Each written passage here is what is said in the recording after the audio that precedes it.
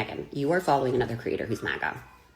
Say it ain't so. So immediately go in, unfollow, no problem, right? But then he goes, don't you think it's ironic that the people who voted for Kamala have no worries yelling from the rooftops that they voted for Kamala, but the people who voted for Trump almost never want to say they voted for Trump. Their line is always, I don't like to talk about politics on this page, or this page isn't political. I want to keep it that way. This page isn't political. What does that even mean? Because right now in the United States of America, we're not fighting a political war. We're fighting a war on morality. We're fighting a war to make sure that people aren't getting kidnapped off the streets and separated from their families when they're just trying to do the right thing and become a citizen legally.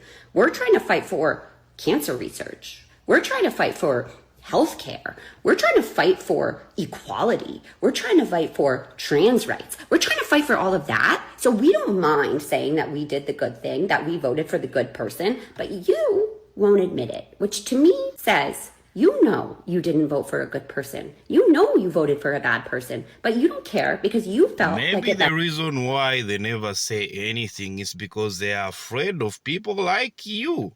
Just hearing your voice, I mean, it must be terrifying to some people. Now imagine if they have to admit in your face that they did that.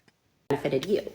So you voted for the bad person because it benefited you. But now you're too afraid to get on your platform to say you did that. So all I'm saying is that if you're going to vote for the shitty person, at least be loud and proud enough to say it. Gather around, bitches. Let's all join hands and bow our heads in thoughts and prayers for Charlie Kirk. Thoughts and prayers for Charlie Kirk. Thoughts and prayers. Thoughts and prayers. That's Megan Farina. Mind you, she has over 600,000 followers on TikTok. She's an influencer. And that's her stance on Charlie Kirk.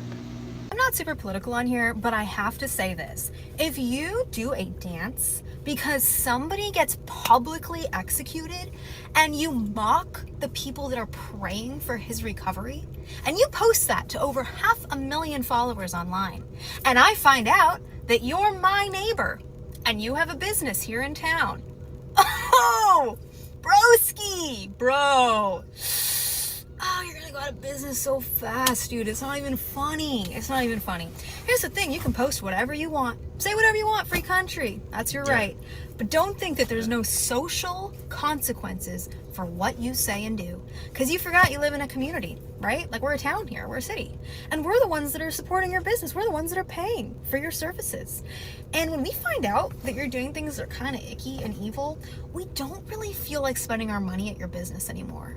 Yeah, you have a lot of competition, and we're just going to take our money and spend it somewhere else. It's called voting with your dollar. We can choose to spend money with you, but based on the consensus of this town, yeah, people don't really feel like doing that anymore. Considering that you have 1 star on Yelp, that you had to take down your Google reviews, your website, you had to lock your TikTok comments, and that you're famous on every social media platform for all the wrong reasons. Yeah, I don't think we really are going to keep spending our money with you. Boy. So, once again, we got to talk about another liberal. So what she's just said is F around as an abbreviation. F around. F as an abbreviation, F around, and find out. Political assassinations. No. The real victims are liberals who are facing not assassinations, but simply accountability for the unhinged things that they're saying on the internet, particularly those who are celebrating the assassination of Charlie Kirk. And that leads me to this video that we have to react to, featuring liberal influencer Megan Farina, who found out after celebrating the death of Charlie Kirk online, mocking his assassination, because people in her community, in her neighborhood, decided that, hey, you know what? We don't want to do business with you or your boyfriend / husband, lover, whoever, right? Anybody associated with you, we don't want to do business with you, right? We feel as if what you said is a reflection of your character, right? The type of person that you are, and we just don't want to support it. And now she's boohoo, whining, crying, lashing out because her life has been ruined over the fact that she is facing accountability for mocking the assassination of Charlie Kirk. So without further ado, let's go ahead and get into this. On Wednesday, September 10th, when Charlie Kirk was shot, I posted a video offering him the same thoughts and prayers that he offered after every child was senselessly gunned down while at school. Yeah, no. You didn't just do that. You mocked it. You did a little dance, right? A little shimmy, right? You were dancing and celebrating the assassination of Charlie Kirk. Now, if you just would have came out and said, hey, thoughts and prayers, condolences to his family, and you would have kept it moving, hey, you wouldn't be facing accountability. But again, they can't just do that, right? They got to take it to a whole new level, right? Because these people are so vile, they're so hateful that they have to put their hatred on display for the world to see. And when people see this hatred and they reject the hatred, these people all of a sudden they're surprised, they're upset. Oh wait, people don't like the fact that I'm openly showing the world that I'm not a good person, that I am a piece of shit, and people are treating me like a piece of shit in response. Oh yeah, I mean, I don't understand why these people are so shocked, Pikachu face, over the reactions to their hatred. Okay. Within an hour, and before any condition was known on Charlie, I posted a follow-up video expressing why I felt the way I did, and even ended with, I hope Charlie Kirk makes a full recovery and goes on to become a gun violence advocate. Since if you have watched any of the videos on my page, you would know I stand firmly on not being violent, and that violence is not the way we are going to fix things in this country. Well, since I posted those two videos... Yeah. Except she doesn't really believe this because she's posted TikToks like this where she's clearly calling for violence against ICE agents who are doing their jobs. I changed my mind. Maybe we should arm the teachers so they can handle the ICE officers coming into their classroom to deport their children. She doesn't want to control herself on how she acts. She couldn't control herself on her reaction when she heard the news. She couldn't control herself, and now she feels some type of way because she can't also control how people react towards her. If you've seen how she's upset or she was happy that happened, she was celebrating that happened, she was happy, she was reacting with joy and all that. And now when people try to make her accountable, she feels some type of way that shouldn't happen to her.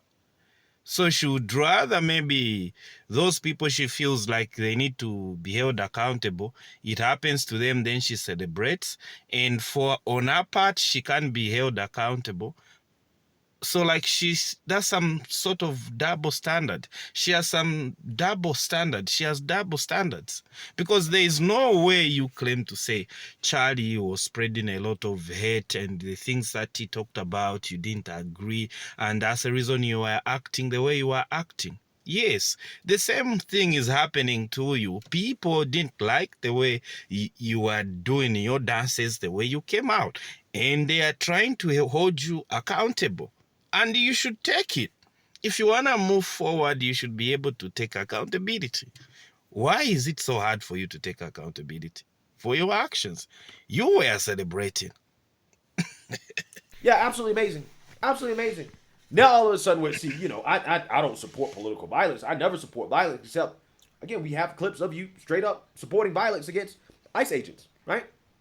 Doing their jobs, which by the way, I don't think ICE agents are actually going into schools and pulling children out of schools. I don't think that's actually a real thing. But that's how much Democrats have brainwashed these individuals into believing that things are happening that are actually not happening. And again, this is part of the reason why you're seeing so much political violence from the left, is that these people who, again, self-reportedly have mental issues, right? They self-reportedly have mental health issues. They're becoming radicalized and they're acting on their radicalization because they have mental health issues. Again, it's a huge problem, right? It's a huge problem that needs to be addressed. My life has been completely turned upside down, and I have been thrown into what I can only explain as literal hell. First, my address was leaked, and then all of my family's personal information followed. My boyfriend's company, again, I said he's my boyfriend, he is not my husband, that has absolutely nothing to do with TikTok, with my TikTok account, or social media, or politics in general, has been defamed and slandered. Calls and negative reviews started pouring in by the thousands. Someone showed up to his company, entered his private office, and verbally assaulted him. my child, and my family's lives have been threatened thousands of times. I have received text messages and emails saying I should be raped and murdered, and that people are coming to my house, say my address, and then say they are coming to spray it with bullets. Now, again, what I find to be fascinating about these liberals, they'll try to boohoo whine and cry victimhood. I do not agree with this woman getting all of these alleged death threats and all these mean things that people are saying to her. Have you reported all that to the police? Because if that is happening to you, you should be able to report. You know, you should be able to report. And she's not talked about her reporting that. I mean, those are serious threats. You receive threats that somebody's gonna spray your house with bullets.